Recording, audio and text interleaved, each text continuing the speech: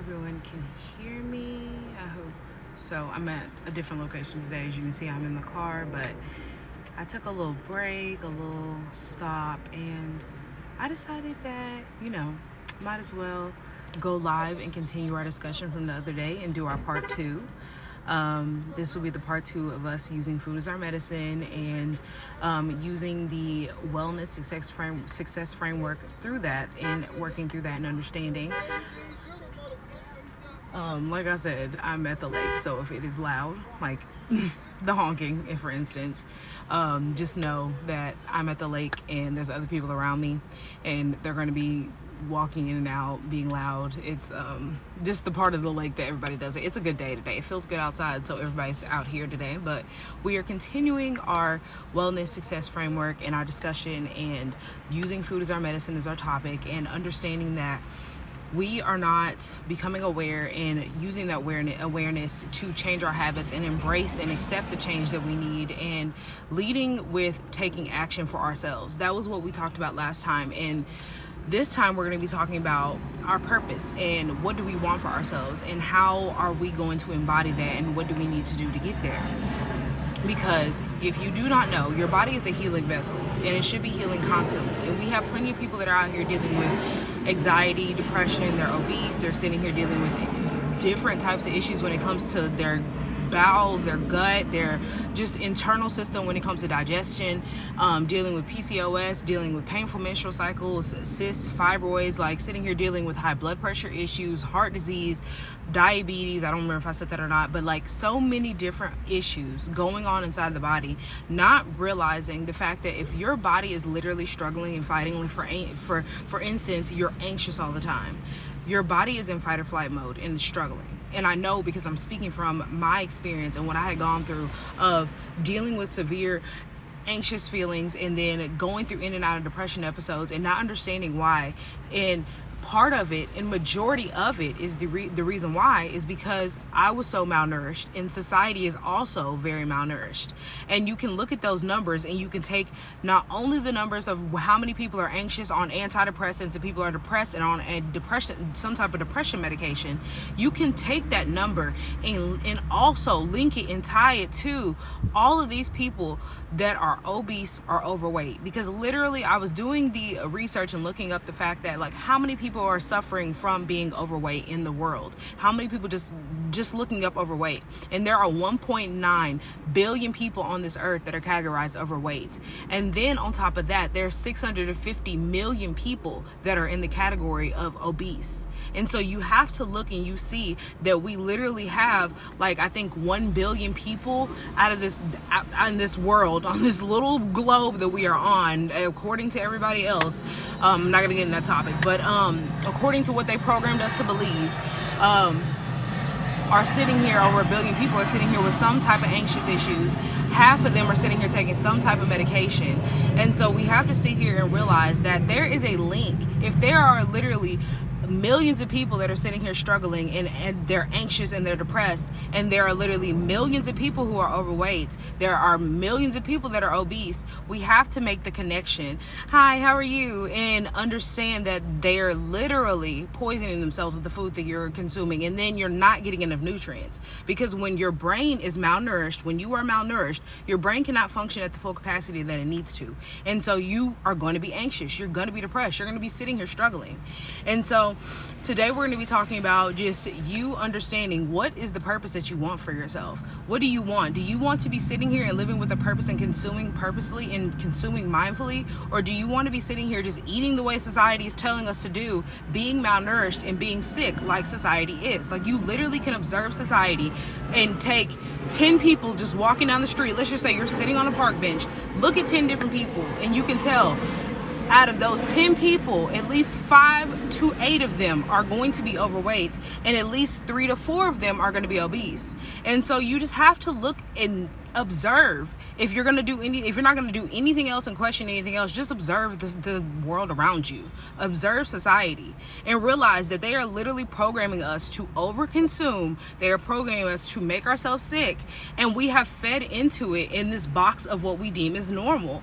Because if you are sitting here consuming anything that has some type of man-made chemical, man-made additive in it, and you don't even know what it is, let alone care about how much you're consuming it, then you have to realize that you are literally poisoning yourself, one, and then two, you are not choosing to purposely or mindfully consume. And so you are choosing the opposite, which is to poison yourself and to make yourself sick and to struggle and to one day lead yourself to some type of illness, some type of disease, and leading yourself to cancer. Because basically, illness feeds off of toxicity. When you are ill, when you have inflammation going on, toxicity is built up inside of your body. And when toxins are built up in your fat cells, built up in you from not consuming carefully and correctly over the years, and you not understanding, it's very hot out here, I need to turn the air on, but you have to understand that you are literally sitting here choosing a life of being sick. If you are not consciously aware of what you're consuming, if you're not mindfully understanding that citric acid, majority of it is made from mold, if you're not understanding the fact that like titanium dioxide is a filler and a color additive that does not support you and it makes you sick, it throws your gut off, like, you have to sit here and realize that these things are added to our food for a reason outside of, it's to keep it on the shelves longer. It's to keep it from molding and like all these other issues. In reality, they just want you to be sick. And since you were told, this is just to keep it on the shelf longer and to preserve it, you consume it thinking, okay, but do you not realize that if it's preserving the food from molding and you are consuming the preservative, what do you think it's doing to your insides? Because it's designed to not dissolve and go away. It's designed to stay there, to allow issues like mold to not thrive in that situation. And so it's sticking inside of your body. This preservative is sticking inside of your body because your body does not know what to do with it. It recognizes it as some type of foreign thing and it's not a nutrient. So what does your body do? It holds on to it. And a lot of people do not understand that because that's scientific fact. When your body does not know what to do with these things that you eat, when it comes to it not being a natural nutrient, I said that wrong, a natural nutrient, you have to realize that your body doesn't know what to do with it. It doesn't know how to filter it out. And so it sits there and it says, okay, and it holds on to it and it says, maybe I'll use it later on. So it stores it. And this is how you become overweight. And so as it stores on your body and it stores around your arms, your lower belly, it stores around your thighs, your calves and things like that. So in your face, so it doesn't store in your vital organs. And once it stores in those places and it has nowhere else to go, because let's say that you are at that point where you are overweight and it has nowhere else to go, that's when it starts to store around your vital organs. That's when you start to have issues with your organs. That's when you start to develop gut issues. That's when you start to develop heart disease. You start to develop fatty liver. Like you start to develop all of these issues going on inside of your body, and you think it's just because you're getting older. You think it's because, maybe you don't eat the best and you don't work out. So you just take it to the fact that like, okay, well, I just need to work out more, not realizing that you have to mindfully consume the food that is going to support you and give you the nutrients that you need. And for me, from my lifestyle and what I did for myself, I went plant-based because no other lifestyle, no diet culture, nothing was supporting me the way that going plant-based did, because it truly allowed me to not only heal from the inside, but heal from the outside. And I saw a complete transformation from my body from when I started to consume mindfully and chose the purpose of the fact that like my body is a temple and my body should be treated as such. I shouldn't just be consuming just because it's something that's normal to consume. Eating hot chips, sitting out here drinking my Sprite all the time, sitting here drinking Dr. Peppers, sitting here going to Starbucks and getting this sugary drink that I know I have no business getting, like literally sitting here doing all these things that are not supporting me, eating crappy foods like Wendy's and McDonald's and Burger King, sitting here eating Chick-fil-A. And like, even if Chick-fil-A is the top of fast food, you still have to understand this is fast food. If anything that you are consuming can be cooked in 5 to 10 minutes or less and it's thrown in a fryer, first of all, they're frying it at a high temperature. So that is causing inflammation inside of your body, because when oils are heated up as high as they are and foods are fried the way they are, you are literally making the food spiritually dead. So the food is no longer alive, so it's dead. And then on top of that, you're sitting there eating inflammatory oil on top of it. And let's say you just like, you got some fried chicken. That's not even including your fries. It's not including your drink that you got. And I saw this amazing TikTok, I think today, that was talking about the fact that they didn't say the actual brand. They just said Coke, but we all know what the brand's name is if you're going to say Coke. They actually have a recall going on right now because they literally have some type of, I don't remember if it was linked to cancer, but it was linked to some disease going on with their ingredient that they put in fast food and like restaurant Cokes. And they were talking about the fact that now there's a recall on it because it's that dangerous. And so I need to figure out exactly what it is. I think I saved it so I can stitch it for later, but like, we have to realize the fact that like these companies know what they're doing, and they only sit there and realize that, I mean, they only sit there and make it known when we realize that they're poisoning us, and then somebody stands up for it. Thank you, I appreciate it. My favorite meals, as far as like, since I've gone plant-based, my favorite thing for me to make at home and like my go-tos are like, if I know I don't feel like cooking, if I know that I need something quick and that I don't have to really do much about it, my favorite thing is to make is like quinoa. Basically it's like a Moroccan bowl, but like not necessarily like exactly like it. It's pretty close though. But like, my favorite thing to do is like put quinoa, chickpeas from the air fryer, because I have to air fry them, chickpeas, and then I like to throw some hummus in there with some like marinara sauce. I really like the Rayo's, the spicy marinara, and I throw that all together, and I'll like pair it with like some chips, some cucumbers, and there's one more thing that I usually, and celery. That's the other thing that I like. I love hummus with celery and cucumbers and chips, so like I just usually throw all those together in one big bowl, and then like get my dips.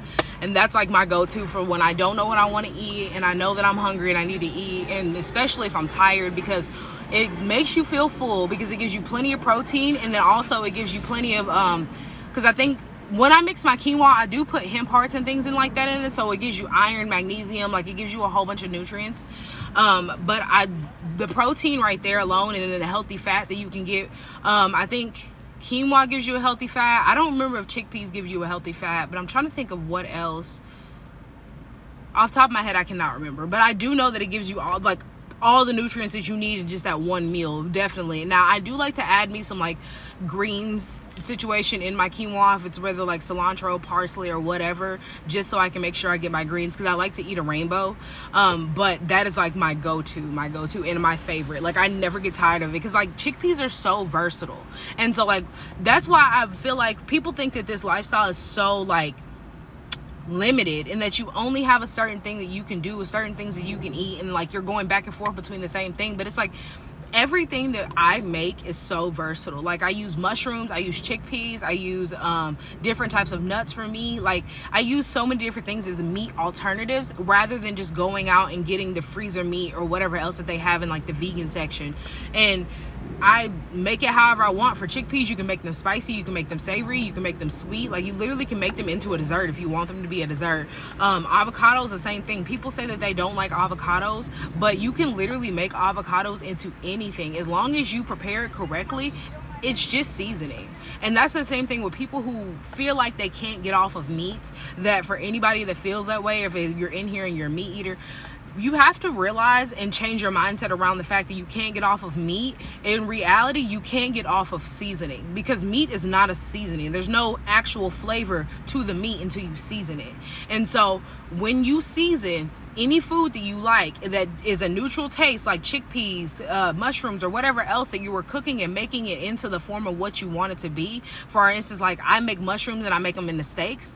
And so like, you can make that and use a whole bunch of different seasonings, like steak seasonings and things like that, and it'll make it taste exactly how you want it to taste. Because meat doesn't, like, you don't go and just cook the meat and boil it and eat not raw meat, but regular non-seasoned meats. You season your meat, you prep it, you sit there and you marinate it, whatever you do to your regular meals now, that's what you should be doing in just the vegetable form. And so that's what I help people be able to do, because I'm a plant-based lifestyle strategist. So for people who want to go plant-based to heal any issues that they have going on internally or externally, and support their body and just like being more vibrant, energetic, and just support their wellness journey. That's what I help you be able to do, is to understand that like it's not as difficult as it seems. And I want to say this before I forget, because I wanted to announce it today. I am hosting a masterclass very, very soon that's going to help you get into that mindset, that is going to help you shift your mindset. And it's going to get you into the mindset of becoming plant-based and understanding the lifestyle, because a lot of people don't necessarily stick with the lifestyle. But we're not going to sit here and do diet culture. Like, you don't have to stay plant-based for the rest of your life. I suggest it, but might not be your journey. But however, the habits that you develop from you going plant-based and allowing your body to reset will allow you to be healthy. And then it'll also keep you in the space of consuming mindfully, so that you don't go back and just start doing everything you were doing that made you sick in the first place, but rather allows you to develop healthier habits for your lifestyle to change, so that you can feel better and you know how to release and reset on a regular basis. Because a lot of society does not know how to release and reset. We don't know how to effectively cleanse and detox, because we use tinctures and supplements and everything else that is truly not supporting us like real whole foods do. If we sit here and eat fruits and vegetables, not saying you have to go raw vegan raw plant-based, and I'm not vegan, but you don't have to go raw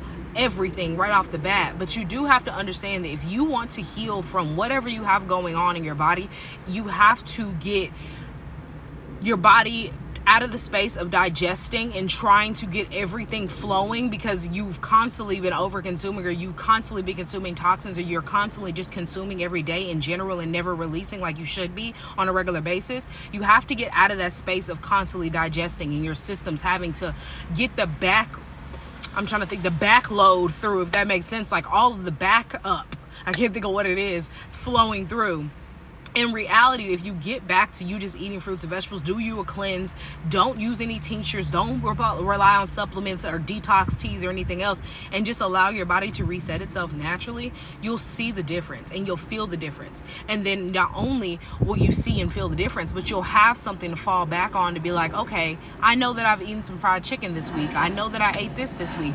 Or if you do go plant-based, I ate some fried mushrooms, and fried food is not the best for you. So what do? You go back to your basics and you do your reset, you do your cleanse. And for everybody that is just joining me, hi, my name is Kendra. I'm a plant-based lifestyle strategist, and I'm supporting you and showing you how to use food as your medicine, and allowing you to understand that this lifestyle is not bland, and this lifestyle is not a struggle. This lifestyle is something for you to support yourself and to have a purpose of what you're doing and how you're consuming to your body, or what you're doing to your body and how you're consuming. And so if you want to join in tomorrow, I'm going to be juicing my juices that I have, not my juices, but my apples, to make apple juice tomorrow. I think that's the only fruit that I have currently in the house right now to juice, but I have tons of apples. So I'm going to be juicing, and I'm starting my cleanse, I think this week. I really want to say I'm going to start tomorrow. I'm starting my cleanse, and I'm either going to go, I think I'm going to go for 5 days. I'm going to try to do 5 days. I don't think I have enough avocado, so I'm going to have to probably go to the grocery store. But I am doing a cleanse. And so if any woman that is in here right now that also wants to join in, or that wants just a wellness group to find support and just have other women that are on the same journey, and you want to elevate your health, I do have a free group for you to join on Discord that you can join in, and we can share. I have been sharing my journey since last month of me getting off of sugar and releasing sugar's hold from my life, and it's been a beautiful blessing, but also a struggle, because I love my sweets. But all in all of that being said, if you want to join in, all the links are on my social medias, on my Facebook, on my Instagram, and on my YouTube. If you have not checked out my YouTube, you should go subscribe to me. And if you are watching this later on, because I do post all of my lives on YouTube, don't forget to subscribe. And we are going to continue our wellness talk of using food as our medicine. And so, what is your purpose? That's what we're going to address is what is your purpose? And I know we got on a long tangent after I said what is your purpose, but like, you have to sit there and you have to like dissect that for yourself. Nobody can tell you what your purpose is. What do you want for yourself? For instance, for me, when I first started this lifestyle, I sat there and I realized that I didn't want to be sick. I didn't want to have to be in and out of the hospital like my family members are. I didn't want to sit there and suffer and develop cancer and diabetes and sit here with high blood pressure and gout and whatever else. Like, I didn't want that. And so I started to research and learn, like, where do these things stem from? Like, how do you get to this point where you're constantly going back and forth to the doctor? Like, Why are we sitting here tolerating the fact that we have to keep going back and forth to the doctor? And why are we tolerating ourselves being sick and passing it on to generation. And so I sat there and I questioned everything. I started questioning. I started looking things up. I started to realize the fact that like all of it was stemming from our food habits. All of these illnesses are stemming from our food habits. It starts with the food. And so my growth started to happen during that process of me establishing my purpose, that I didn't want to be sick. And I don't want to be sick. And so I made the choice that I was going to support myself and I was going to change. And so after I made that choice of what purpose that I wanted for myself, my growth happened. And that transformation started to happen for myself. And I started to improve. I started to change my habits. I no longer was sitting there buying Pop-Tarts. I no longer was buying Chips Ahoy cereal. I was no longer sitting there eating my Captain Crunch. I was sitting there cutting things out slowly. No longer eating ramen. I stopped eating hot chips. Like slowly cutting things out. It took time. I started this in 2020, but I've been plant-based for 3.5 years. And so it took time for me to get to this space, but I realized the fact that I deserved better and I didn't want to be sick. And that was my purpose for myself. And so it's, what do you want for yourself? Do you want to be disease-free? Do you want to keep yourself from cancer? Do you just want to feel better? Are you lacking energy and you just need some energy? Do you want to pass some good habits on to your children? So you know that you need to develop healthier habits for yourself, because children observe. You can tell them all day, but they're going to observe what you do. So if you tell them to go eat broccoli, if you don't eat broccoli, they're not going to eat broccoli. You can tell them to go eat healthy, but if you don't eat healthy, they're not going to eat healthy. And so what do you want? What is your purpose in this lifestyle of you developing healthier habits and a healthier lifestyle for yourself? What do you want? Because for me, like I said, I didn't want to keep the generational curse of me being unhealthy. I didn't want to keep the generational curse of me having diabetes, heart disease, sitting here developing cancer over time. Like, I wanted to be healthier. I wanted to release inflammation. There was no reason for me to be sitting there in 5th and 6th grade with knee pain, not being able to run. Like, literally, there's absolutely no reason for me to be told that I had to quit sports or I would have to have a knee surgery by 22. And so now here I am at 25. I no longer have knee pain. I had developed asthma in high school. I do not suffer from asthma. I literally have no issues when it comes to my digestive system. I go to the bathroom regularly. Like I said, I can run now with no issues, no pain. And so I started to focus on my wellness and my supporting myself. And through me focusing on my wellness and supporting myself, I gained balance, because that instability that I had from me consuming the hot chips, sitting there not giving my body nutrients, eating hot chips at 8 o'clock in the morning, eating ramen at 8 o'clock in the morning, sitting there eating a heavy sugary cereal early in the AM and eating a full bowl, not even eating the serving size, because I was talking about this last time, majority of people don't even know what the serving size of cereal is. And so it's like, when you look and you see all of our unhealthy habits, we're taught to sit there and eat pork when we wake up. We are taught to break our fast with eggs, pork, and some type of pork, and literally, what else? A biscuit, some bread or something. Like, you do not, first of all, and this is on religion, you don't even need to be, you shouldn't be eating pork. You shouldn't be eating pork. I don't care what your religion is. Pigs are a dirty animal. Like, I don't want to be but we have to realize, because I didn't even know this after I had switched and stopped eating pork. I realized this like a year or two ago, because I did not know this. Pigs don't have pores. Pigs don't sweat. And so what do we sweat for? Like, and I just want to say this for anybody who does not have, like, they have no religious ties to when it comes to pork, so they just eat pork. What do we sweat for? For anybody that's in the chat, I would like for you to comment, why do we sweat? What is the purpose of a human being sweating? Outside of you just being hot, because obviously if we're hot, we're sweating, but what is the sweating doing? Do you know what the sweating is doing for your body? Why are you sweating? What is the sweat for? Because pigs don't sweat. They have no pores to sweat out of. So what do we sweat for? We sweat because it's a release. We sweat because if you're exercising, for instance, that's a detoxing method. That's the way your body detoxes, through your sweat. It releases whatever it can through water. And so think about that. The pig who eats anything, that can eat anything, it can go out and it can consume literal hard pieces of concrete and digest it somehow, and it does not sweat. So they feed pigs anything. They feed pigs bone, they feed it plastic, they feed it other dead animals, people. Like, let's just be honest, literally pigs can be fed, can digest anything. So the pig does not sweat. And like we just said, as human beings, as people, and also dogs, because dogs sweat, they pant, they do everything else. Other animals sweat as well. And we can, not saying we consume all these other animals, but the other animals sweat, and we consume certain animals according to society, because I don't. But we understand the point of sweating. Pigs don't sweat. They don't release. So why do we consume pigs? And why are we told and programmed to consume bacon when we wake up? Why are we told and programmed to consume ham, processed ham, packaged ham? Why are we told to sit here and consume gelatin? Like all these products that come from pigs that do not sweat. They have no genetic programming to sweat. And sweat is your way of releasing. So why would you sit there and consume an animal that has all their toxins built up inside of their body? And that's just on science. Like, there is no opinion that can just trump the fact that they literally, scientifically, do not sweat. Their design is to not sweat because they have no pores. And so why would you sit there and consume an animal that cannot even release the toxins through their pores? That's just a thought for you. And so through my knowledge and me gaining that knowledge and the information that I needed, I gained my growth, and I started to understand and embrace how I could treat my body and use it to be energetic, and to prioritize my self-care, and to prioritize balancing my lifestyle through giving my body nutrients, because I was so imbalanced before.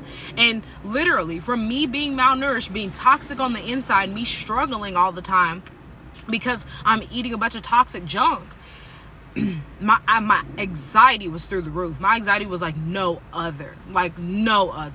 And then not only was my anxiety through the roof, I was going in and out of depression episodes because my anxiety was so bad. And when you stay in an anxious state for so long, that's what happens. You develop depression. And when your brain is off because your gut is off, because when your gut biome is completely off, when your gut is not digesting the way that it needs to, not producing enough cells, it throws off your brain chemistry. And so when your brain is off, what happens? You become in fight or flight mode. You become anxious. And so I was anxious, I was depressed. And it was all because my gut wasn't balanced and my brain wasn't balanced because my gut biome was off. And so once I started to realize and to switch and to change, because what happened first was I started to feel better. No amount of research really did justice of what actually happened when I made change. And once I started to realize that, like, I'm not sitting here depressed 1 week out of every month like I usually am. I'm not sitting here anxious 3 days out of the week like I normally am. I'm sitting here like, okay, let me see what's changing. Let me see what I've changed. Starting to implement new things. Starting to do like fruit cleanses and things like that. Just doing little subliminal things just to see. And started to realize that the more fruits that I eat and the more vegetables that I eat, the better I feel. The more fruits that I incorporate, the more I go to the bathroom, the better I feel, the better my skin looks, the better my body looks. Like, literally, because I have sensitive skin. Like, my face usually isn't that bad, but my body, like skin, I don't have eczema, but I get like eczema spots. And I've been to the doctor and they all say that it's not eczema, but it looks like eczema spots. And so I've gone through different type of topical creams. I've taken prescriptions for it and everything else. Nothing could get it to go away. And literally, I have like these yellow spots on my stomach that, like, they make a pattern. And one doctor said it was a Christmas tree pattern, so they were saying that it was something else. My other doctor was saying it was a fungus that shows up and it's dormant on everybody, but sometimes it shows up. Either which way, I was going back and forth to the doctor, not getting the right answers. The spots have not gone away, but they have cleared up. They have cleared up pretty well. They no longer flake or itch like they used to. And I no longer get those eczema spots on my skin unless I use a soap that is very, very, like, African black soap it's very drying. And so unless it's something that's very, very drying, my skin does not suffer anymore. And I make my own soap. I make my own hand soap, body wash. I make my own mouthwash. I make my own toothpaste. Like, I literally make everything that I need without chemicals. I use soap nuts for my laundry. I can think of what it was for my laundry. I literally do not use anything with chemicals because I started with my internal and supporting my internal, and then worked my way with supporting myself externally, because we have to understand that our wellness starts internally and then it moves to the external. If you are not supporting your internal first, you cannot support the external. You can't look good or feel better on the outside. You have to first support yourself on the inside. And once I was able to get to that space of supporting myself with food and using it as medicine, that's when I moved to the space of me making my own soaps, making my own perfumes, making my own body wash, hand soap, literally sitting here making myself shampoo. I make my own shampoo. Like, you have to understand that in order for you to sustain this lifestyle, it starts with you educating yourself. It starts with you taking the initiative to make this change and bringing awareness to making change for yourself. And if you are at the space where you know that you want this change and you want this for yourself and you deserve this change for yourself, you deserve to be feeling better, looking good, supporting your wellness like you should be, then I can help you and I can support you. And you need to come work with me. And right now, if you do book a one-on-one with me, it comes with my one-on-one success strategy. For a 30-minute call, we sit there and we talk about and establish what can you do for yourself that you can shift currently right now in your current lifestyle to make it easier into the transition of you going plant-based. Using my Purge the Poison E-Book as well, you get lifetime access to that. And that Purge the Poison E-Book is going to go over common toxic ingredients that are inside your food that are literally poisoning you and making you toxic on the inside and making you sick. And then paired with that also, you get my foundational transition to a plant-based lifestyle masterclass. And that is a foundational framework that is going to give you everything that you need to get started, understanding what you need to do and why you need to do it. Because society is not getting any better. This is not getting any better. There's nothing that is shifting towards better. Everything is going to get worse. They have been starting and implementing GMOs since 2019, and we see how far GMOs are going, and they keep on going. And I'm not talking about fruit, I'm talking about animals, excuse me, GMO animals, I need to say that. GMO fruits have been a thing, and vegetables have been a thing for a while. But however, there are so many different organic brands that I feel like that is a battle that is going to take a while to beat. But the animals is already here. The animals came, and it came with a quickness, because they passed a law. They don't have to tell you when it's in your fast food. They don't have to tell you when it's at the restaurants. They don't have to tell you when you have GMO meat.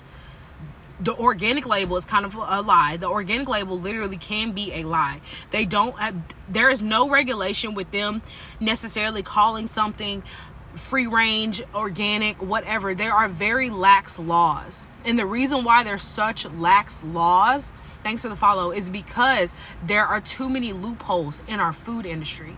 And since there are so many different food loopholes in our food industry, these companies take advantage of that.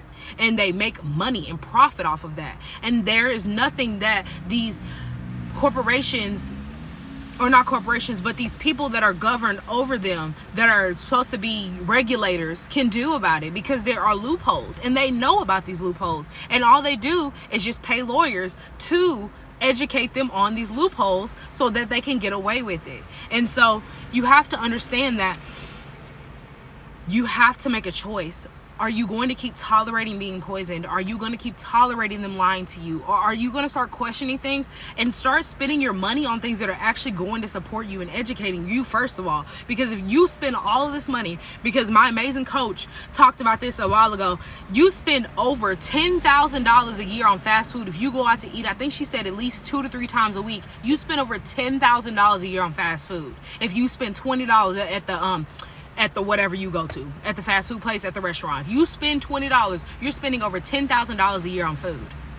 And so somebody tells you to educate yourself, to invest back into yourself, and it costs more than $20, and you're looking at them like they're crazy. But you spend over $10,000 on some inflammatory food that is literally toxic and poisoning you. You spend over $10,000 on some GMOs, because let's be honest, these fast food companies are not giving you the high-end quality food. You know they're not, because they need to make more money. They want to make more money. There's a reason why that they can keep McDonald's and Burger King and wherever else open 24 hours. It's because they make enough money off of people not being aware, people not educating themselves, people not caring enough about themselves. So you have to sit here and prioritize your health and stop tolerating what is deemed normal, what they put in this box of what is normal to eat, what is normal to consume, what is normal for you to do, and realize that your current habits that you have are not supporting you. Your current habits that you have are going to lead you being sick.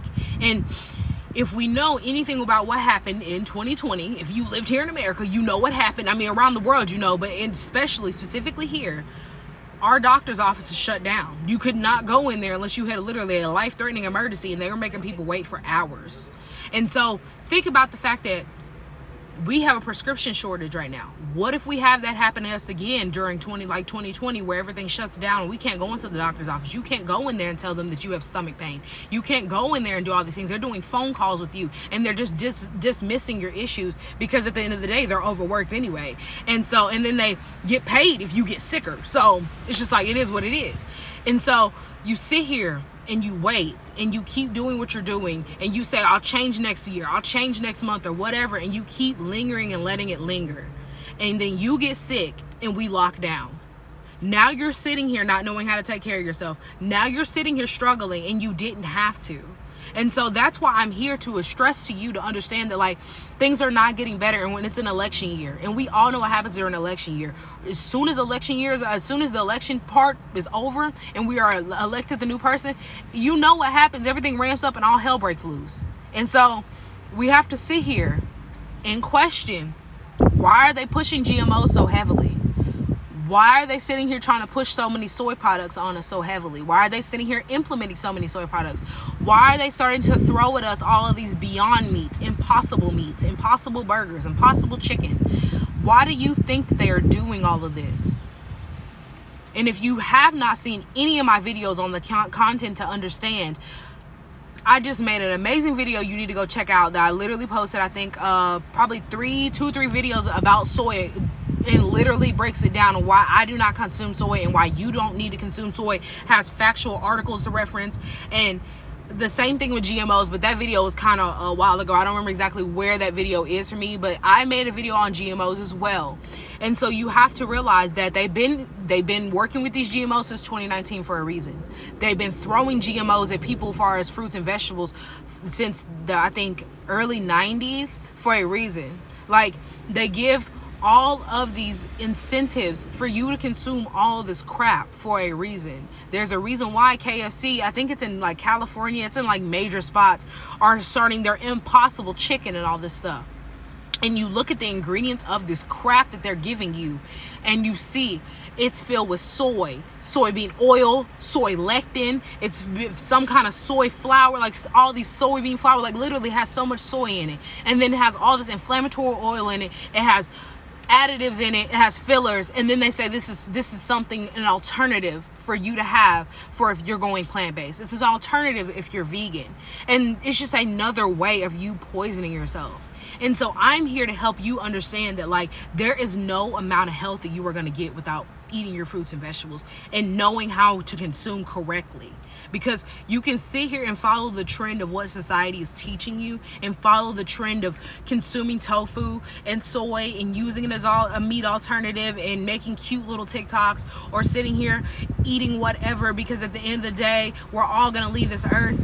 But I know that I'm going to be here for a good time, and I'm going to be here as long as the Most High allows me to be. There are people that are going to be here for a short time because they have ended their life early because of the food, the choices that they made. There are going to be people here that are here for a long time, but they're suffering through that long time because of the food choices that they made. And so I don't want to be one of those people. And that was the choice that I made for myself, was to not be one of those people. And since I did not want to be one of those people, I stopped tolerating myself eating crap. I stopped tolerating myself sitting here putting my wellness on the back burner, and rather choosing food over my own body and not using food as my medicine. And so you said all the food is fake. You have to eat plants because everything else they destroy, literally. And it's not like I'm just going out getting some grass and eating it, but rather look at it like this. And I talked about this a minute ago. There is no limit to this lifestyle. So there is no you sitting here thinking like you're going to be struggling, you're going to be suffering, you're not going to be able to eat the foods that you enjoy. I've been doing this for 3.5 years. I love food, I'm not going to be sitting here without the foods that I love. And so I make them in a plant-based form. I make them in an alternative form. And I understood that me sitting here and eating corn, for instance, me eating cornmeal, sitting here making my food in cornmeal, sitting here and making my food or eating any kind of corn was not supporting me. Because literally, all corn is genetically modified. And it's genetically modified to the point where it's inflammatory. And so since it's so genetically modified and so terrible for us, you have to realize that toxins build up inside of you and they store inside of you, especially when you're having excess bloating, excess fat going on. They store up inside of you. And so back in the day, I used to love corn. I used to eat a lot of corn. Like, who doesn't love corn? And I understand that you love these things, but when they are not supporting you and they're not good for you, and you're told that it's something as a healthy nutrient for you, when are you going to start questioning when they're lying to you? Like, that's why I'm like, when are we going to start questioning? Because it literally has, and people don't educate themselves enough and do enough research to realize this, but there are literal scientific journals and articles that tell you and talk about the fact that all corn is GMO. Over 95% of soy is GMO. And people get on here and want to sit here and argue about the fact that GMOs are not harmful. They want to argue about the fact that GMOs have been around since the 90s. Just because something has become normal, just because something is tolerated, does not make it okay. And so we have to sit here and realize, are you going to support yourself, or are you going to keep following the facade that society believes that everything is going to be okay? Because we sit here and we disassociate instead of realizing the fact that we should be doing what we need to do to be able to detach. And I have an amazing YouTube video on this posted already, but I'm going to go into it just a little bit. Detaching and disassociating are two different things, because society sits here and loves to put them together, but they are two different things. I majored in psychology. I understand and I learned about disassociating, and I learned detachment through scripture. And so, and obviously scientific, what is it called? Definition wise as well. So when you are disassociating, that is a stress response. That is your brain's way and your body's way of coping. So when you have to sit here and disassociate the out-of-body experience, like people like to say, I feel like I'm having an out-of-body experience, and they feel off, that is you and your body. Literally, your brain is having to disassociate your, I'm trying to think of what it is, spiritual persona, removing it, because it cannot sit here and doesn't want to or need to process right now. Maybe it's something going on internally. Maybe it's something that you have witnessed. Either which way, like, disassociating and detaching are two different things. So when you sit here and disassociate yourself every single day when it comes to the food that you're consuming, because you don't know how to mindfully consume. So what do? You just eat. You just eat. You don't know how to eat to support yourself. You just eat to fill. That is you disassociating every single day, disassociating when it comes to you eating. That is how you sit there and you overconsume. That is how you sit here and develop all these issues like being overweight and being obese. That is how you sit here and eat yourself into the grave. That is how you develop inflammation. That's how when inflammation starts to build up and it starts to show signs in your body, it's your body's way of telling you you are toxic on the inside. And majority of society is toxic, leading themselves to cancer. And so you were sitting here disassociating when it comes to food, because you're not using food as your medicine. You're not choosing your body. You're choosing food to fill yourselves. And so instead, we should be able to detach from the outcome. And that's the correct way. That's the healthy way of you consuming mindfully. Being able to know that I can go and I can eat my salad. I can go and I can eat my plant-based burger. I can go and I can go get me some French fries every now and then. And I can sit there and know that I have given myself a black bean burger today. I have eaten a salad today. I went and got me some French fries as a side for my burger. Maybe I ate some fruit before I even broke my fast. I ate some fruit. I drank some water today. And so I can detach myself from the outcome at the end of the day, because every time I eat, I'm going to the bathroom. Because every single time I consume, I know that I'm giving myself a rainbow plate, so I'm supporting my body. And every time that I go and I get food, I know I'm not sitting here making myself toxic and poisoning myself. And if I do consume something that's not supporting my body, guess what? I know how to release and reset. That is what detachment looks like. That's the healthy way you should be consuming. That's the way we are designed to be able to function in life in general with anything. You should be able to sow the seeds that are going to support you in being in the lifestyle that you deserve and that you want and that you need, so that you can detach and not have to worry. Because if you're worrying, that means you didn't sow the correct seeds. If you're worrying, that means you're not confident in the outcome that's going to happen for you. So that means that you didn't do what you were needing to do. You don't have the habits that were going to support you in being confident in how to take care of your body. But if you are confident in how you're taking care of your body, if you're confident in knowing that you're not going to sit here and make yourself obese by the way you're consuming, and you know that you're supporting yourself with real whole foods, then you can detach. But instead, society disassociates themselves because they know they're going to McDonald's every other day. They know every time they get a lunch break, they're going out to get fried fast food. Every time they get a lunch break, they're going out and going to Red Lobster. Like, they know they're sitting there eating a bunch of crap all the time. And so they have to disassociate themselves in order to not feel bad, in order to not be depressed, in order for them to not sit here and negatively talk about themselves. But in reality, when you are sitting there so disassociated from life, and I'm speaking for somebody who did this for years, you're not only making yourself anxious and depressed and not taking care of yourself. So since you're not taking care of yourself, you're literally making yourself ill. Because if you cannot take care of yourself and manage your own issues when it comes to you giving yourself healthy food so that you're not stressed, so you're not anxious, so you're not depressed, you are literally making yourself externally and internally age. And you have to understand that, because when your organs are overworked because you're sitting here consuming any kind of way, and when you're consuming any kind of way and making your body toxic on the inside, your body is working overtime. Your organs are working overtime. And since they're working overtime, literally you're aging yourself on the inside. There are plenty of I forgot what they're called, but the people who do I don't think it's called the autopsies, but the people who do the observations of the bodies after they pass away, and they do the studies or whatever on the bodies that are donated, they have plenty of articles talking about the fact that they are cutting people open, and they're finding out that people that are, in their 20s and 30s that are passing away, their organs are aged 3 times their age. So they're finding people that are in their 30s, and their organ is aged in their 60s and 70s. And so why do you think that is happening? We have to connect the dots. We have to understand, why are they aging 3 times in their actual age on this earth? How? What is going on? And what happens in your internal organs that we all know is supposed to, what supports your internal organs that we know we're all supposed to be doing? Food.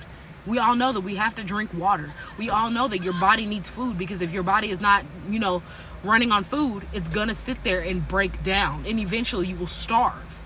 We know that you need water, because if not, you will be dehydrated, and your organs have to have water to be functioning and pumping and flowing. And if it doesn't have water, nothing's gonna be flowing. So then you will literally unalive from dehydration. And so, looking at these people's internal organs, they're talking about the fact that 1, their organs are dry, they're dehydrated, and 2, they're internally aged past their age of what the person was. And looking at that and observing and realizing these people were malnourished, and they were not drinking enough water. They were not getting the fruits they needed, because fruits give you water. Vegetables can give you water. You don't have to necessarily always drink your water, even though it's needed. You have to drink water. But you having a juice at dinner time is not going to harm you. Not saying do not drink sodas, and do not try to say that you can wash it down with a soda. You cannot water it down with ice. But rather understand that you don't have to suffer through this lifestyle and think that it's a punishment, but rather take it as something that is going to support you in developing healthier habits, so that you're not sitting here aging your organs 3 times than what you are on the outside. Because I'm 25. I don't need my internal organs to be sitting here at 50s and 60s. Your internal organs are supposed to age when you age. Why are they aging 3 times more than what these people are aged? Like, it makes absolutely no sense. And in reality, when you observe our society, we are sick, and we are not taking care of our body like we should be. And since we're not taking care of our body like we should be, we are literally poisoning ourselves, making ourselves toxic, and making ourselves sick. And people have to understand that what is deemed normal on these food pyramids, on these my plates, what they tell you from the doctor, because the doctor is programmed by these same people that want you to be sick. You have to start questioning things. We need to get back to holistic doctors. We need to understand how to start supplementing things with actual nutrients from fruits and vegetables and not using supplements from the grocery store. We need to stop taking supplements to deal with an issue that we're having internally. We need to stop taking gut biome protein supplements and smoothies and everything else if we're having issues. In reality, we need to sit here and eat more fruits and vegetables and allow our body to reset. We need to learn how to do a healthy fast. We need to understand how we need to be consuming instead of being programmed to eat bacon when we wake up at 10 o'clock, at 9 o'clock, at 8 o'clock, and eating a bacon sandwich, eating bacon, eggs, and toast, sitting here eating a whole bunch of butter, drinking milk, eating dairy, and not realizing that dairy makes you inflamed. You're sitting here eating pork early in the morning and not supporting your body and literally poisoning yourself. Like, it's time to make a shift and make a change and stop. And so if you are at the space where you know that you need to change, you know you need to shift, maybe you're suffering from some kind of illness going on inside of your body and you're struggling and you need support, come work with me. I will help you and I will support you. And if you have any questions that you just don't know where to start, maybe you want to go plant-based or you've thought about it but you don't know where to start, I do have a quiz that you can take that will give me enough information so that I can send you stuff for you to get started, and that's all for free. Or come work with me and we can start working and educating you on how to get into the space and what to do, and start implementing strategies that are going to support you in the lifestyle that you are now and easily transitioning into a plant-based lifestyle so that you don't have to struggle. Because when I first got into the lifestyle, I was doing it myself. I didn't have anybody to help me or support me through that lifestyle because nobody else had done this before. Nobody else really knew the benefits.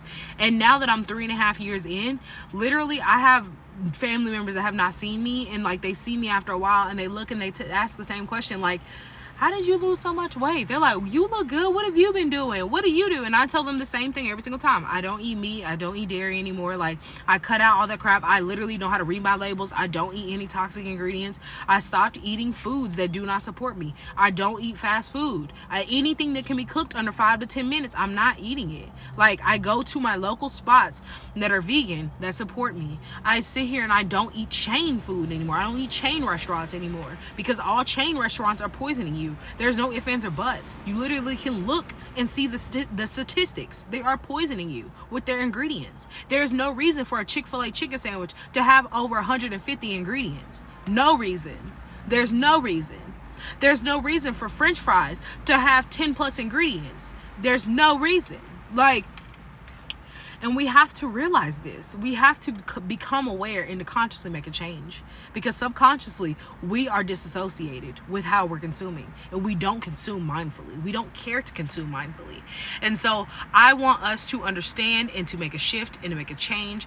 And it starts with us becoming aware, and it starts with you. If you want change for yourself, if you want that for yourself, it starts with you educating yourself. Figure out what you want to do. Do you want to be poisoning yourself? I'm trying to figure out how to do this. I did not want to do that. I had a poll. This is not the one that I wanted to do, but I had a poll for everybody that's in here to answer. But if you want to, oh my God, I clicked something else instead of what I was trying to click. But if you want to sit here and make a shift and make a change in your health and understand how to make a change in your health, DM me if you have any questions. I will always answer my DMs to try to help support you and help you the best way that I can outside of what I have in my products and my services. Also, if you were in here right now, I would love for you to answer that poll before it's over. If you have any questions, this is the time for you to drop the questions that you have in the comments. Please, I'll be answering questions. And if you have a question that you don't want anybody else to see, if you just want to ask a personal question, all my DMs are open on TikTok, on Instagram, on Facebook. If you're watching this on YouTube after, because I post all my lives on YouTube, you can drop anything that you need in the comments, or like I said, all my other DMs are open. But I want you to understand that, like, you are not alone in this journey. And if you feel like something is off, if you know the society's been lying to you with the way that they consume and what they do, and you want to change but you don't know where to start, if you feel like that everything is poison and you can't eat anything, like that trend was for a while ago, they had that song, all food is poison, and we know that, like, all foods are literally toxic according to what they tell us we can consume, that is food. I'm the perfect person and support that will get you out of the space of thinking that all food is poison, I can't eat, and to get you into the space to realize there is tons of food out here for you to eat that is actual food that gives you nutrients and that is not poisonous, that is not toxic, that will support you. But it starts with you making a change and wanting that change for yourself and adjusting to that change and getting in the space of wanting that change and adjusting to that change. What are you going to do for yourself, and how are you going to do it? Are you going to sit here and do like I did and educate yourself and do hours of research, years of research? Because like I said, I've been doing this since 2020. I've been doing this since we were locked down and we're in the house bored, and I had endless hours of doing research and just being able to do all these things. Or are you going to realize the fact that like maybe you don't have enough time? Maybe you have a job and you don't have enough time to be doing all this research. Maybe you need something that's already put together and tailored, and a strategy that's just going to get you to the point and you don't have to struggle and you don't have to do all of this extra. Then my strategies will support you. Working with me will support you. It will get you to the space of not having to sit here and to start from scratch, but giving you the foundation that you can use and to fall back on if you ever slip up, or if you ever feel like you just don't know where to go, or you don't know how to do this. It will give you all of the things that you need to support you in not only starting, but sticking with it and staying, because this is not a diet. There is no diet, no momentary thing that is going to give you the health that you need, but rather you have to change your lifestyle. And that's why I became a plant-based lifestyle strategist, because this is my lifestyle. This is not a diet. This is not momentary. This is not something that I will flip-flop back and forth. I don't sit there and decide one day I want to eat dairy and the next day I want to try a piece of meat. I literally have not had any meat. I have not had any meat in over 3.5 years. I have not had, because it's been over 3.5 years now. So over 3.5 years, I have not had any dairy in 3 years, like literally. And that was the hardest thing for me in the shift, was me getting out of the space of consuming dairy. And once I got out of that space and realized that like I can literally make cheese, any kind of cheese that I need, any type queso, if I want cheese sauce, if I want cheese for my burgers, whatever it is, I can make it. Really set me off and allowed me to just go. Just allowed me to go. So if you have any questions, please drop your questions in the comments. I'm going to answer some questions before I hop off. Any questions about living a healthy lifestyle, being plant-based, supporting your body? If you have any questions about maybe you have something going on inside of your body, I'm trying to find my portable charger. Maybe you're sitting there suffering from some type of illness you're going through. Maybe you're sitting here insulin resistant. Maybe you have family history of diabetes. Maybe you just it's been passed down generation of habits of learning and teaching each other how to develop cancer earlier and earlier. Whatever it is that you are thinking about, that is on your mind, that you are like, I don't know if maybe you don't know if this is correct. Maybe you have a question about it because society tells you that generationally diabetes is passed down, cancer is passed down, that it runs in your family, when in reality habits running your family. The illness is not running your family, habits running your family. So that's the reason why when we say it's culture, for instance, for African American, it's culture for us to eat chitlins, but chitlins raise your sodium like no other and lead you to having heart disease and other issues, high blood pressure. I said heart disease, high blood pressure and other issues. I don't know if it leads you to heart disease, but I know high blood pressure for sure. Things like that is culturally accepted, that is passed down generationally, not the actual disease. The disease is not passed down. Nobody in your family has ever changed a habit and changed their lifestyle so that nobody else gets that illness. So then you constantly pass down the habits that lead you to the disease and illness. And so there is no, it runs in my family. Rather, what habit do you have that runs in your family that leads you to illness? What habit do you have in your family that supports inflammation? And that's on fact. Like that's on observation and lifestyle changes from me specifically, and me realizing that. So what questions do you guys have before I get off of here? If you have any questions, I'm going to give you about 1 to 2 more minutes to ask a question about going plant-based, living a healthy lifestyle, supporting yourself. Anything. You said I messed up and went back to meat. I'm so tired and have no energy. gotta go back to natural foods. Absolutely. I tried, that's why I said like I had to count and estimate, because I think like a month or two into my lifestyle of me going plant-based and completely switching, the first like 6 months I called myself vegan.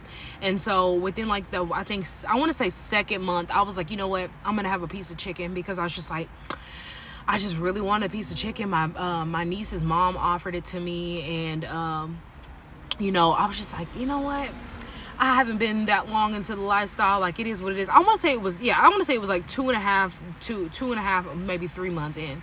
And I was like, you know what? Like, yeah, I'm going to try it. Because she was talking about how good it was. She changed her recipe and all stuff, so she was hyping it up. I was like, let me try it. My niece had been quite like a few months before I had, so she had been in the lifestyle. So she was like, I can't. She was like, I literally can't. It'll make me sick. And so I didn't think that it would make me sick, because I hadn't been in the lifestyle long. So I was like, okay. Ate my little piece of chicken. I took like 2 or 3 bites of it, and I was like, first of all, it didn't even hit the same. It didn't hit like I thought it would.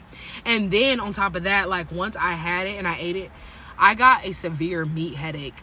I had never had a meat headache. I don't really get headaches. And so that meat headache that I got was something serious. It was something crucial. And I will not wish that on my worst enemy. Like, I literally was sitting there and I was like, I will never do that again. Like, I knew that I was just doing it for the moment's sake. And like I said, it was the beginning of my lifestyle change. I didn't really, wasn't all the way in. I was still dipping my toes in. And at that point, I was like, no. And I was all the way in after that. Like, I was like, I will not do that to myself again. Like, knowing that I was making myself sick just threw me off. It literally just, it turned me off from it. Like, it made me not want to do it anymore. And so, you said that you got to get back to natural foods, and you feel like you have no energy, and that's exactly what it does. Meat literally makes you feel, because we don't consume how much meat is considered like enough protein. Like, we overconsume the protein more than what we need. And then on top of that, like, that's the reason why we get the itis so much when we eat, is because we overconsume all of that protein and not enough of the other nutrients. And so, especially when you're not used to that protein overload and you've stopped eating meat and you've switched off of it, that's how you're going to feel. You're going to feel sluggish. You're going to feel like you don't have any energy. You're going to feel just overall bad. Your skin could possibly start suffering. Like, you could have stomach issues. You could have a headache like I did, get a meat headache. But if you are like struggling to get back in the space of, you know, going back and eating natural whole foods or whatever, or if you had some issues going on, please let me know. What was the reason why you went back to eating meat? What made you decide that you were gonna eat meat again after you decided that you weren't, or you took a break? Was it just like a momentary diet? What was going on with that? Because I know that, like I said, like mine was just like in the moment. I was like, I'm here, like, let me just eat it kind of thing. And that's the whole issue with, like, when I first started, is that I'm a very like in the moment kind of person. Like, if I'm feeling it, I'm feeling it kind of situation. And I feel like that's what it was. That and meat sweats, I was running out of ideas. Oh no. Why did it do that? Hold on, y'all. It says, I don't know why it does this. Every single time I get on live, it asks me to verify myself. But, like, I don't understand why it does that. That and meat sweats, I was running out of ideas. You're running out of ideas. Okay. Understandable. I don't think I experienced meat sweats. I don't think I did. From what I remember, I don't remember. But I do know that, like, that headache was pretty severe. So, like, it probably made up for it in the headache. But, excuse me, y'all, my throat was dry. But, far as running out of ideas, that's why I said, like, I feel like this lifestyle made me so creative in the kitchen. So if you feel like that you're running out of ideas, I would love to help you with that if you're open to it. I really would, because I literally make everything that I used to eat in plant-based form. Like, literally everything. I make steaks, I make chicken, I make, the other day, I made a fish sandwich. It wasn't it wasn't exactly like a replica of a fish sandwich, but, like, the sauce and everything hit it off to the point. I know, like, it's trial and error, because that was my first time making any type of fish. I haven't even made fish before I went plant-based. I didn't make fish. So, like, it was a trial and error for as far as me learning how to season fish. And I did it on my own. I didn't ask for any help, because I could have asked my mom, but, like, I didn't ask for any help. I tried, and it didn't turn out bad. It didn't turn out like fish like I wanted it to, but it still tasted good. Like, it gave me enough fish for me to be like, okay, let me just change some things.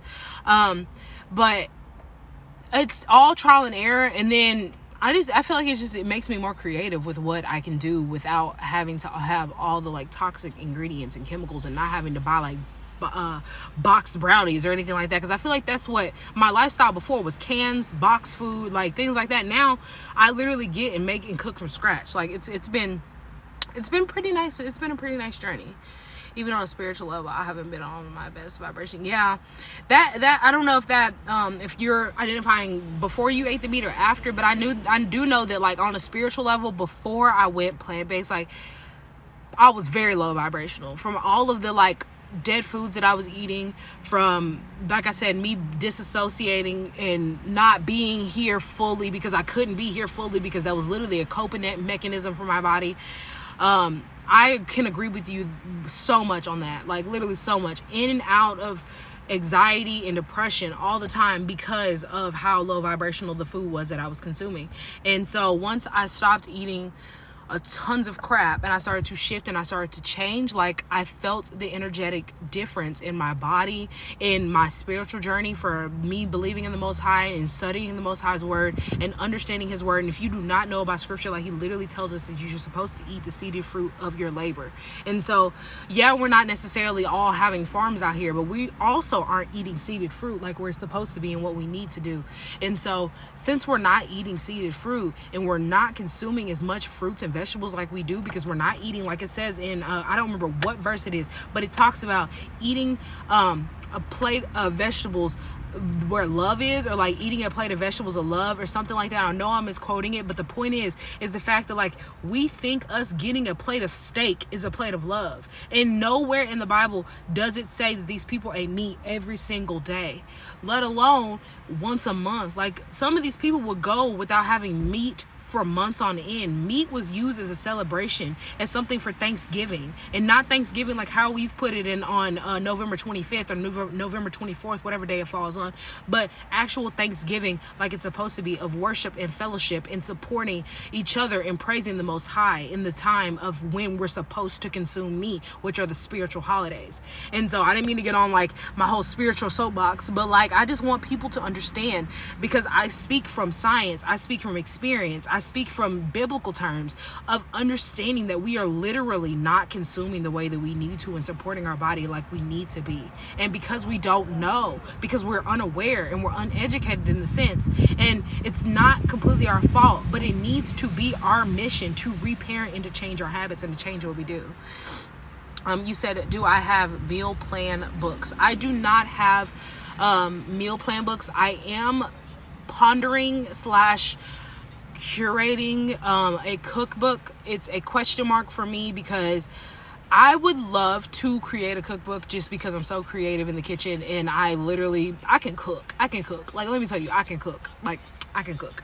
But I don't measure. That's the only issue with me, is that I don't measure. And so like, and usually it turns out okay, like there's no issue with me not measuring, but other people don't measure with the spirit like I do, if that makes sense. So like I look at it and I can tell, like I measured a cup out, not necessarily exactly that, but my point is I can look and tell that like if I've cooked this before, that's enough. And so it throws my best friend off when I'm cooking with her, because she went plant-based after I showed her different types of things that I cook, and she was like all for it. And so when I'm cooking with her, it kind of stresses her out, because she's like, I don't know how to do that. And I'm like, okay, sorry, my bad. And so like, that's what's my struggle about me cooking, making a cookbook. But I do give out recipes for free on my email list. If you are interested in recipes, I do send those out. But I am working on something. I definitely am, because I'm thinking about it. I'm thinking about some type of cookbook or something. I just don't measure. I've been wanting to stop eating meat for a while. Oh, well, I can support you, girl. Come over here. I can support you. Like, if you really want to stop eating meat and you are ready and you are knowing that it's time for transformation to change, we can do this together.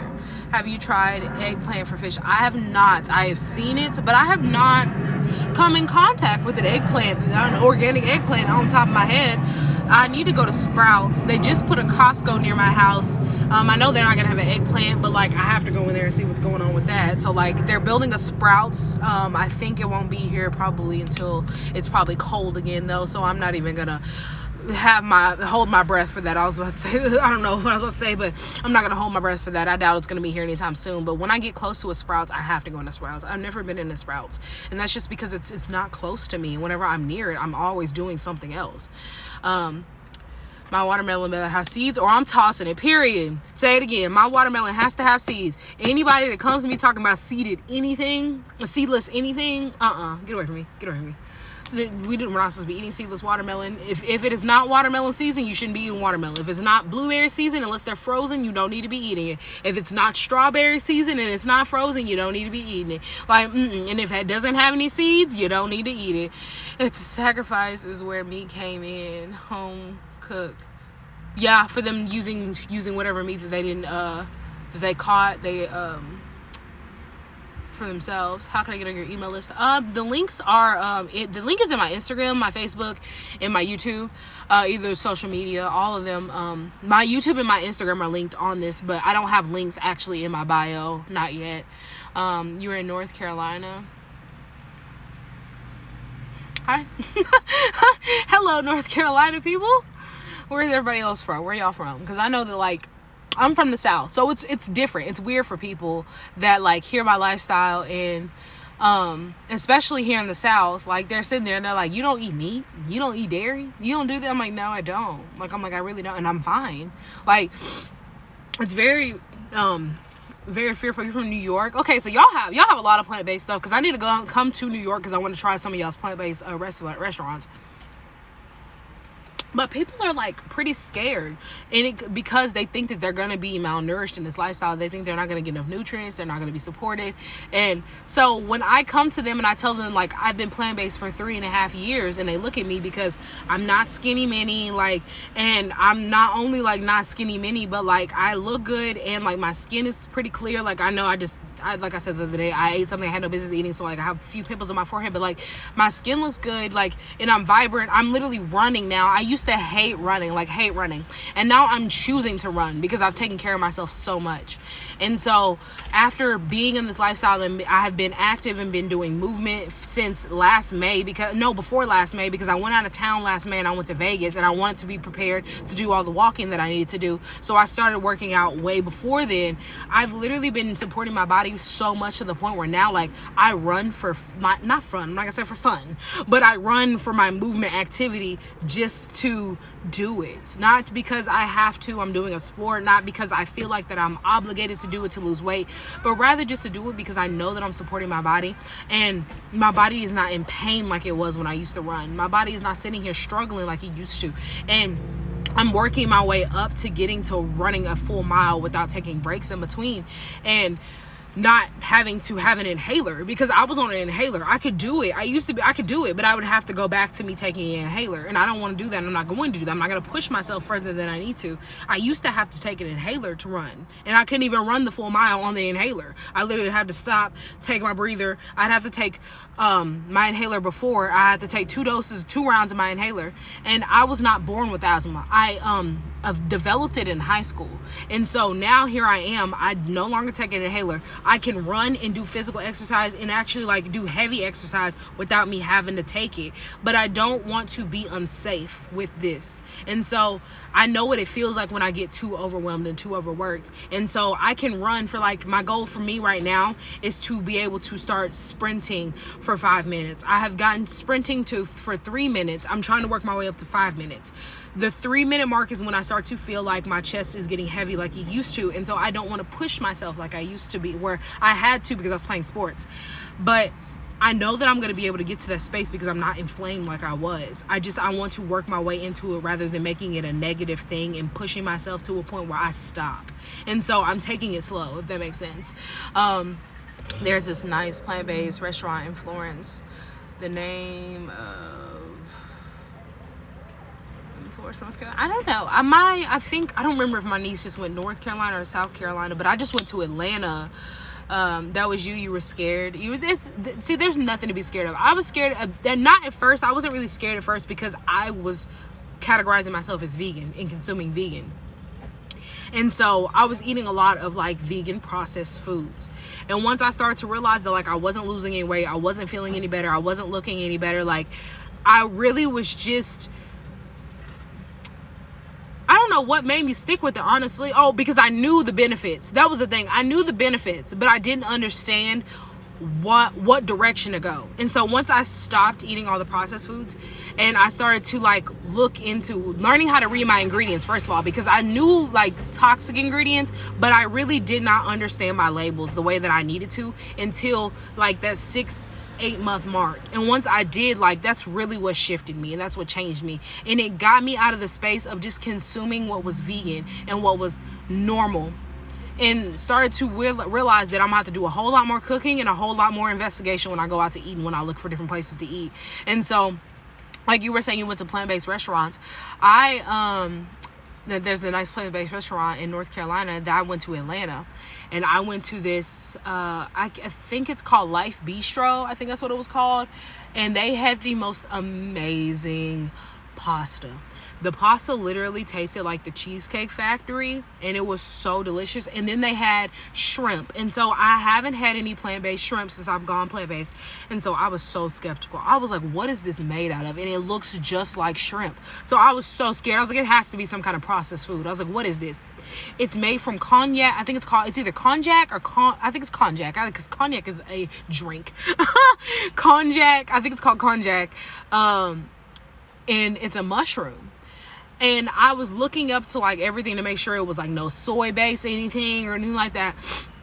And once I saw it, like, it was all fair game for me to go and get it. And it literally was like, that were hands down right there made me want to turn around. I was heading home after I had eaten there. It made me want to turn around and go get another one. Like, I was like, I really will spend $40 on just going to get some more pasta. Like, I really will, because it was that good. And it tasted just like shrimp.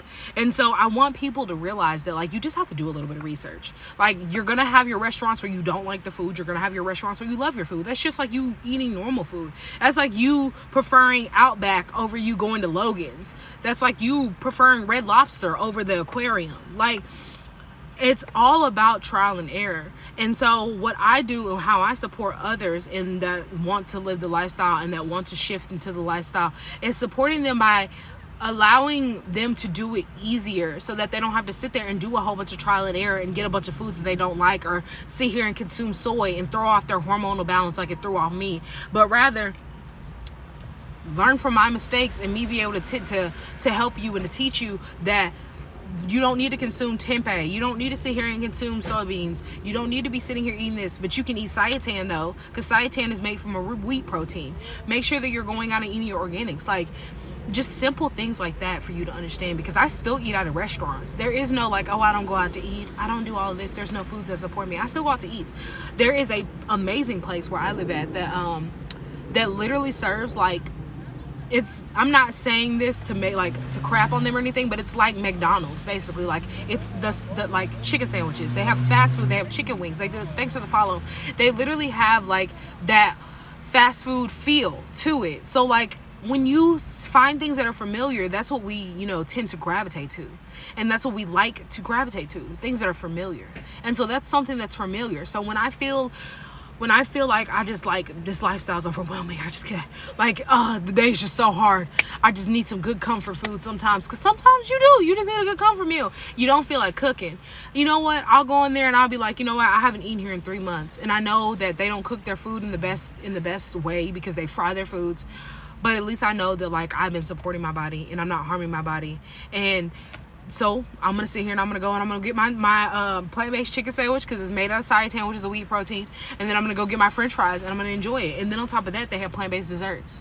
And so, or I'll go to my other restaurant that I know is healthier, because they have more raw foods. Like, they have raw chickpeas that they make into tuna, and then they put grapes on top of it. Like, they literally give you so many different like healthy alternatives to go with it. There is one amazing place that closed that I loved absolutely. They had the most amazing salads, and they also made cakes on the side. So it's like, it's all in moderation. It's all about you being aware, because you have to be mindful when you're consuming and consciously consuming, so that you can make the choices that are going to support you. So if you do want to go and you want to, splurge and give yourself a treat, you don't have to sit here and crap on yourself and make yourself feel bad But understand that you are human, and that this is a process, and this is a lifestyle change, and that you've consumed one way all of your life. So yeah, you're gonna want to fall back into old tendencies. I'm not saying go out and get meat. I'm not saying go out and consume dairy. But what I'm saying is find alternatives for you to fall back on, so that they give you the same comfort feel as you going and breaking and eating meat and eating dairy, if that makes sense. Because me going and getting that plant-based meal, that's my cheat. That's me falling back into my old habits. Not me sitting here going to get crap and going to get McDonald's and me going to get Burger King and all this stuff. But rather me finding a vegan spot that doesn't necessarily serve the best, healthiest food, but gives me the same feel as me going and getting that chicken nugget meal that I loved, if that makes sense. Like, it's all about supporting the lifestyle that you are establishing and that you are wanting for yourself, because habits don't just happen overnight. It's small little changes that get you to the big lifestyle. You are so welcome. You are absolutely welcome.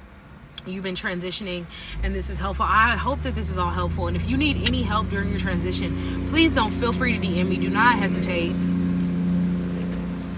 Because I'm plant-based, and I've talked about this, that like I don't categorize myself as vegan anymore, just because there is so much misconception with like the vegan community, and then like them only caring about the animals, not really caring about what's going inside of their food, and then like me trying to explain that I do, and then just be like, well, I don't care. And not saying that I have to explain myself to people, but like I'm a plant-based lifestyle strategist, so I just try to share the knowledge and educate what I have to educate you with.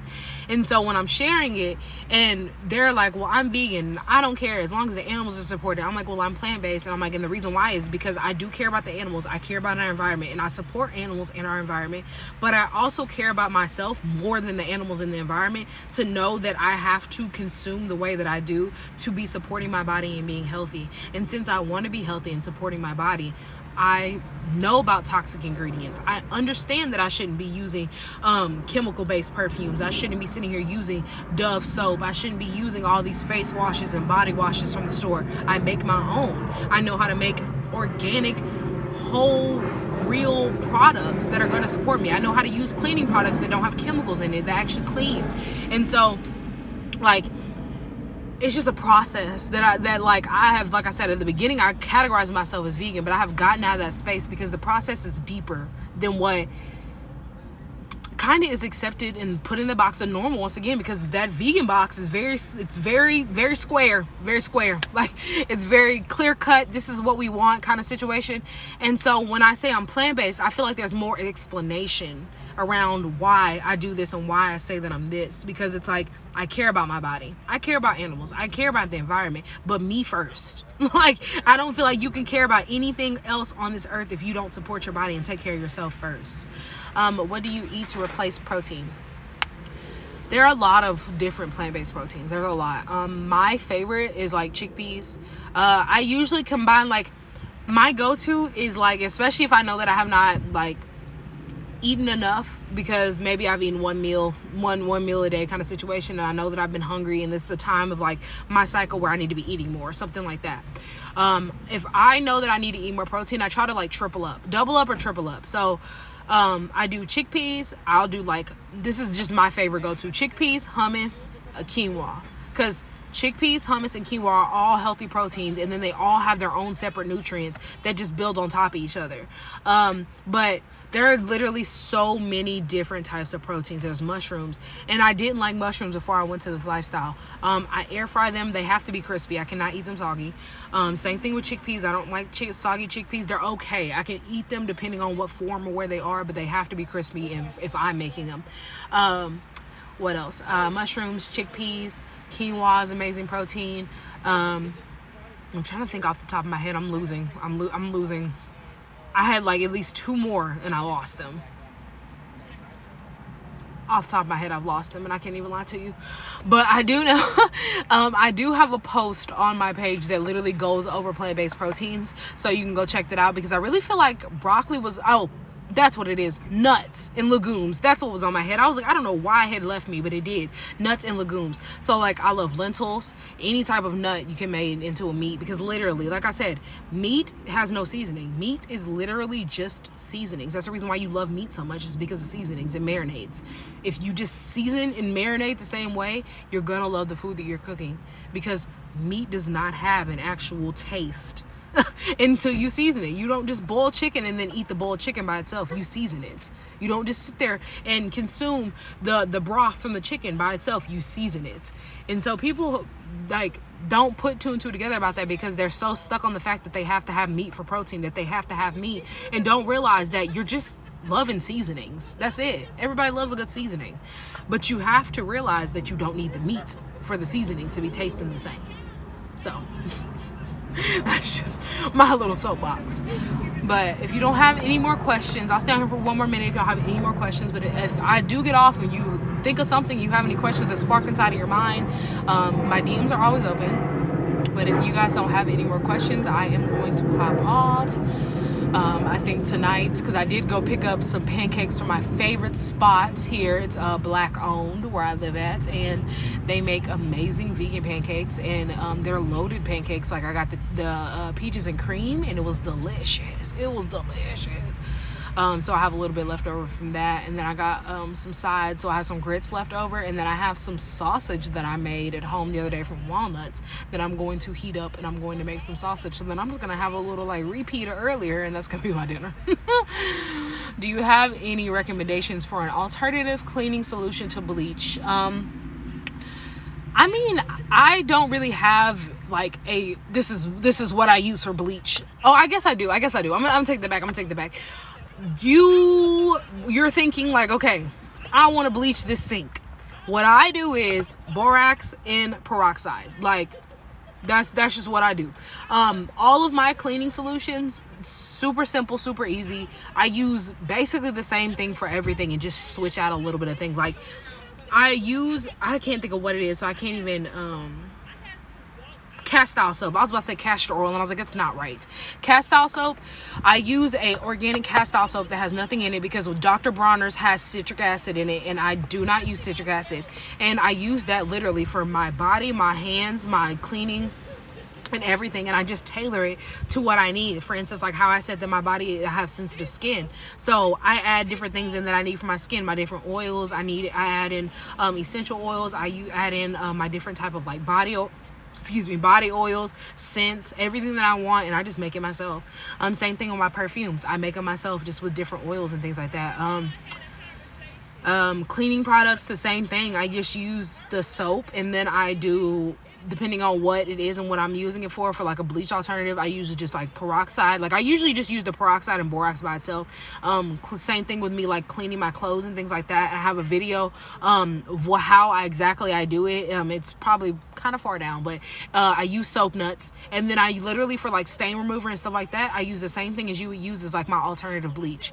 So like it's super easy to switch these things, but there's just not common knowledge, because bleach, for anybody that's in here doesn't know, like bleach is very unnecessary. Bleach is literally just something that is masking and coating germs, and then on top of that, it's leaking hormone imbalancing fragrances inside of your air, and it's keeping it there because it's in a home. You're using it inside of your house, and we know that bleach has a strong smell, because you literally can walk into a space and be like, it smells like bleach in here. And so that's the reason why when they, you're supposed to dilute it and only supposed to use like a little bit of a capful, and people literally use so much bleach. Like it's not because it's so what is it called? You need to dilute it because it's so strong, it's gonna like strip anything you're using it on. No, it's because that you are literally ingesting and inhaling that bleach, and bleach stays in your air, and it has forever chemicals that it throws all up in the air, and so you're breathing that in. And that's with any cleaning product that you're using. And so you're using your Lysol, you're using your bleach, you're sitting here using your scrubbing bubbles, like you're using all of these things, your Fabuloso, because people love to heat Fabuloso up on the freaking stove. Like that's all. I'm just like, that blows my mind. And I'm allergic to Fabuloso. Like I did not understand how seriously allergic I was to it until like I had used it like 2 or 3 times, and every single time my eyes were irritated, my throat was scratching, like nose was running while I was in there using it. My mom tried to heat it up on the stove one time while I was in the house, and I literally was like walking around like I was like, I feel like I can't breathe. I was allergic to it. And so like we don't even realize that we are literally, all these toxic habits that we have, you're heating up Fabuloso, which is a toxic chemical that already leaches toxic chemicals in the air that are hormone imbalancing, and then you heat it up on the stove, and you're heating it up for hours on end for everybody in your home to smell, including your pets, including your kids. Like, We are so unaware. Same thing with you heating up pine sol on the stove because it has that fruity fragrancy smell. Like, we have to change our habits, and it's not that hard for you to make something else to heat up on the stove to make your home fragrance. You can literally put cinnamon sticks and oranges in a pot of water and heat it up, and boom, you just had your whole house smelling like a bakery. Like, I just want people to understand that it's like we're so addicted to using chemicals. We're so addicted to eating chemicals. We're so addicted to being toxic that we don't even realize that we are literally poisoning ourselves. Because we don't want to change. Because we don't want to educate ourselves. Because that's what's normal. And like, you look at it and it says to you, this is toxic. It says it on the label that you shouldn't be consuming this. It says on the label, long exposure is literally at risking your health. It tells you, do not heat this up. Bet you heat it up on the stove. But this has been an amazing talk. It truly has been an amazing live, and I'm not seeing any more questions. So if you guys have no more questions, like I always said, please come work with me if you feel like that you want to go plant-based. Maybe you're struggling to go plant-based. Maybe you just want to establish healthier habits. You want to heal yourself from any diseases you have going on, because your body is a healing vessel. It should be healing. And if it's not healing, there's a block. There's something going on, and you have to release that block to support your body in getting back to a healing state and supporting your body in being healthy. And so if you are not healthy right now and you're struggling right now and you want to shift and you want to change, it starts with you taking action and educating yourself and getting out of the mindset that what they tell you is okay because these people have these higher titles and they are deemed as something that by society that's something that's supposed to help us. Start questioning them.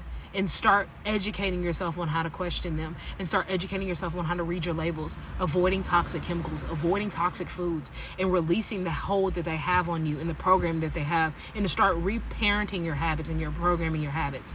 And if you are in the space where you want to get in that mindset of reparenting and reprogramming and releasing, I have a masterclass that is coming up that is going to support you.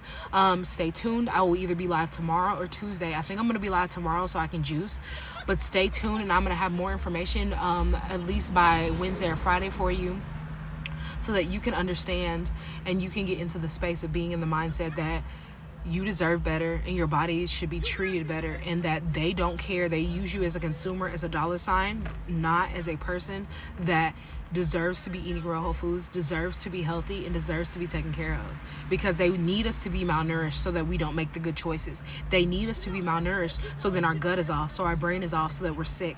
They need us to be sick and going back and forth to the doctor, so then we have to pay more bills, so we have to be sitting here getting prescriptions, so we have to rely on them because they get money from all these things. And these doctors, I do not blame them and I do not fault them, because they go through a program to be programmed, because that's why it's called a program, so they can get taught these things, so that they can push these agendas onto you. That's the reason why they can't push holistic medicine, because they're not taught how to teach holistic medicine. It's the reason why they can't recommend an herb to you, because they don't even realize that these Tylenols and Advils and things that they're telling you to take have herbs in them. They're just added in there with chemicals. They're told to tell you that it's dangerous for you to take a herb with your prescription, and that's because it already has the herb in it. So it's all about educating ourselves. It's all about us making a change and wanting that change for ourselves. And that starts with you either doing research for yourself, buying into a product or service and working with me, or just staying the same and not changing and just setting yourself up for failure. Because by 2030, like, mark my words, by 2030, like, this generation that is coming up, we already don't know how to take care of ourselves as a generation we are. By at that point, like, we're already so malnourished and confused. At that point, they're going to be so malnourished and confused, like, there is not going to be a single person that is that part of that generation that is in the new generation of 2030 that is not going to be on some type of medication, some type of prescription, some type of antidepressant, some type of anxiety medication, some type of issue that is caused because of lack of malnourishment, and caused by the lack of nourishment, rather, caused by the foods that we are consuming and not using food correctly. Like, we have to get out of the space, because we're literally pushing it on to generations to not take care of themselves or know how to take care of themselves. what do you think about natural herbal tea? I use herbs. Don't get me wrong. Just because I said that I don't push them, or I don't necessarily like teach from that perspective, because I teach you not to supplement things to support your body, doesn't mean I don't use herbs. I use herbs for like pain relief and things like that, but that's not the space that you need to start, if that makes sense. So that's the reason why I don't like teach them all right off the bat. Now, if you get into my programs and work with me, we do get down the line. Like, for instance, if you do my 6-week program with me, towards the end of your program, that's when we start to implement and talk about herbs, because you're at the space now where you understand how to use food as your medicine first and take care of yourself outside of chemicals, as far as like body wash, toothpaste, mouthwash, like all those things, hand wash and things like that. And then you can get into the space of using herbs, because I feel like it's important for you to know how to take care of your body with just food first, and then getting to the external, and then using herbs. Because like I said, society loves to use supplements and things like that rather than just like taking care of their body and supporting it the way that they need to. And so herbal teas can be used a lot as a supplement, but it will not work if you're not healthy on the inside. You can take as many herbal teas as you need, but if you're not flushed effectively, and if you are still on prescriptions and medications, the herbal tea is not going to be as effective as it could be. And so like I have an herbal PDR. Like I literally know, it tells me like what prescriptions it reacts with.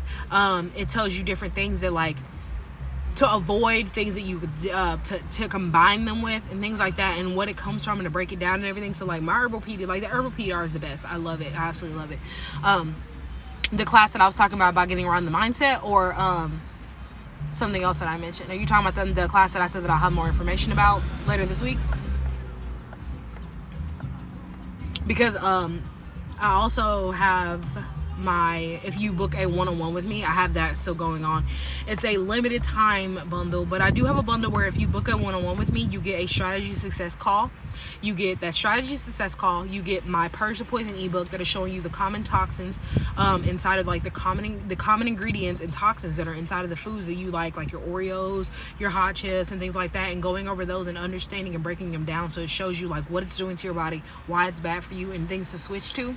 And then you also get my transition to a plant-based masterclass that is a foundational masterclass it's a replay that I already done, that is going to support you in understanding how and why you need to switch to this lifestyle, and how to get into that space, and how to support yourself in getting in that space, because it's so important in your releasing and resetting, so that you can get to that foundational place, and then you have something to fall back on, because you have to have the stable foundation in order for you to move forward, for you to progress. Maybe at that point, if you buy that and you tap into that, you get your strategy success call, you might be done. You might have everything that you need to keep going, or you gain that foundation and you get that strategy, and you get that foundation enough where you say, okay, I need more. Like, I love this, and I would love to work more into the lifestyle. I would love to educate myself more. So then maybe you buy into the 6-week program, or maybe you just go on ahead and skip ahead and go to the 6-week program, because at that point, the 6-week program is not only going to support you with the foundation, but it's going to give you literally the walkthrough, like step-by-step walkthrough of how I did this,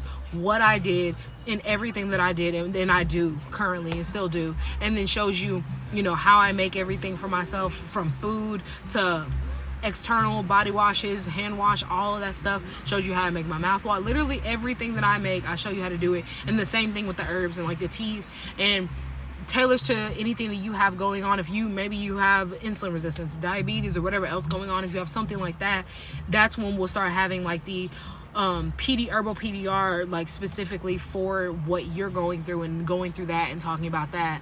And we'll have our multiple one-on-one calls, because I think we have, with the 6-week program, I think the first 4 weeks are bundled into 2 weeks, because I give you like working to do, kind of like a classroom kind of thing, like external work, and then we come and we meet.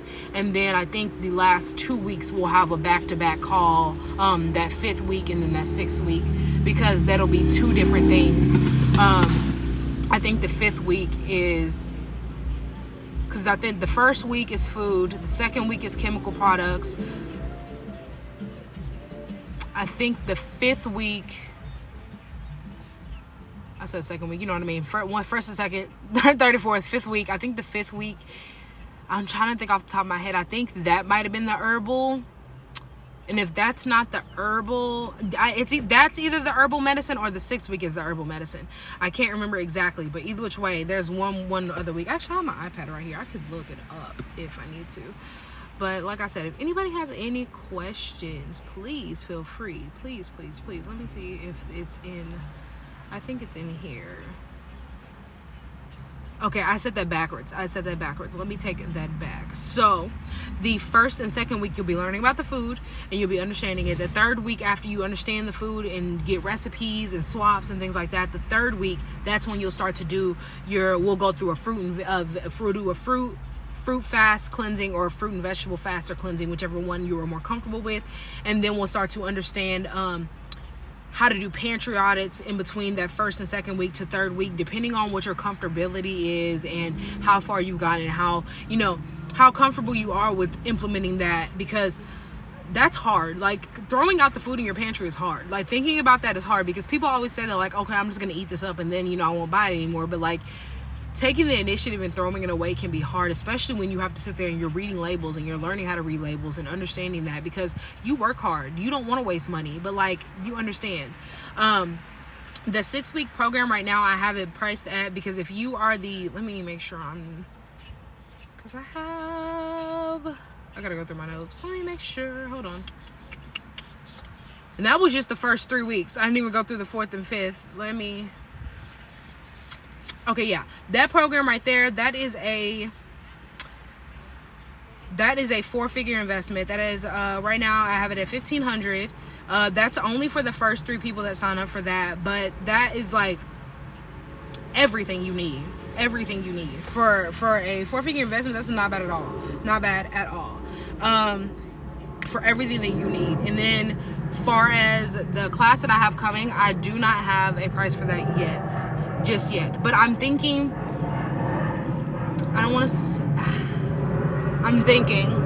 I'm gonna say, as of now, and since y'all are on here, I did have this in my head and I'm really thinking I'm going to do it, so I'm just gonna go ahead and say it since it's been on my mind.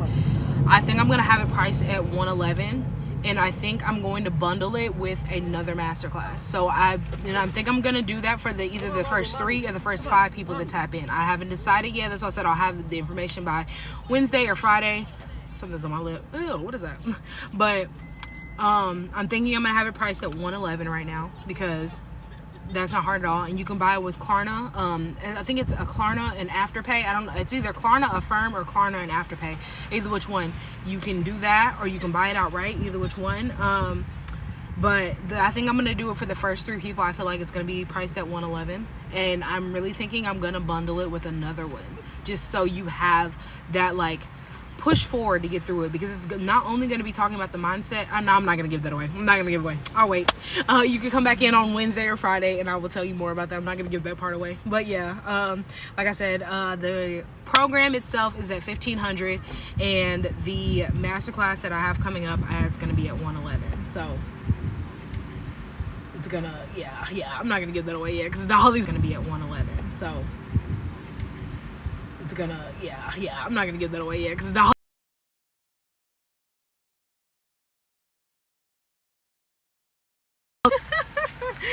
it's gonna be a good one. That's all I'll say. It's gonna be a good bundle. It's gonna be a really good bundle. The only thing I'm debating is if I'm gonna do them back to back, or if I'm gonna have like the masterclass on like Monday or Tuesday. I think I'm gonna probably have it on Tuesday. If I'm gonna have it on Tuesday and Thursday kind of situation, or if I'm gonna have it like Tuesday, Wednesday. That's the only thing I'm debating about.